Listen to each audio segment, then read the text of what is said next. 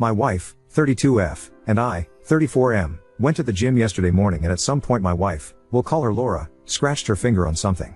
Laura has a history of being selectively sensitive to pain and discomfort.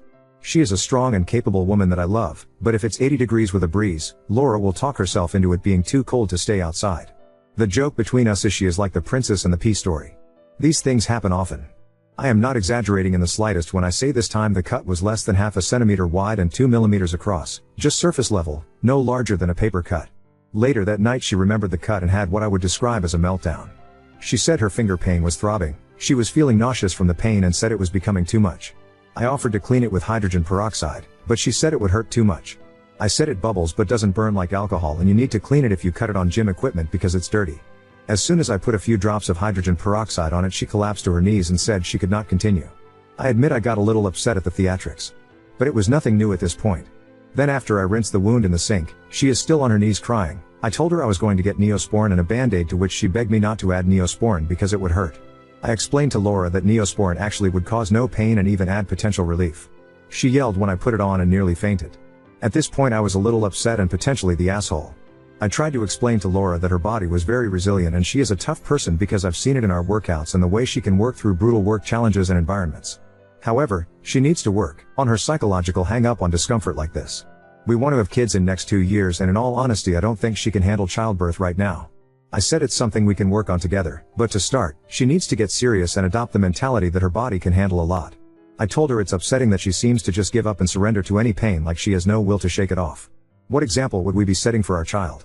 What would happen if you were injured and needed to get help without me? We ended up getting into an argument about this. I feel like an asshole, but I don't know how I could have approached this differently. Edit/context. First, I would like to thank everyone for sharing their thoughts and suggestions.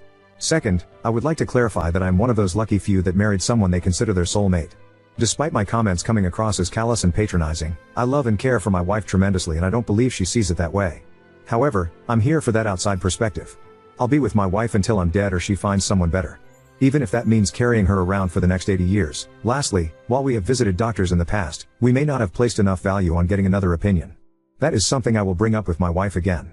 I do not typically hold an opinion when it comes to my wife's medical care. I believe I may have an old-fashioned approach to doctors as I've had some bad experiences with misdiagnosis and overprescribed treatments.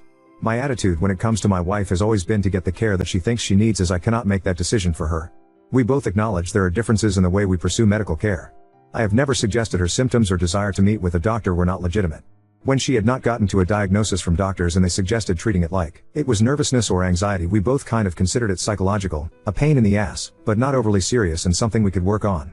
As my post here would suggest, that is easier said than done. It's a huge gray area trying to figure out if you are being too controlling or if you are enabling. My wife does not have red hair. Hydrogen peroxide is no longer recommended for cleaning wounds.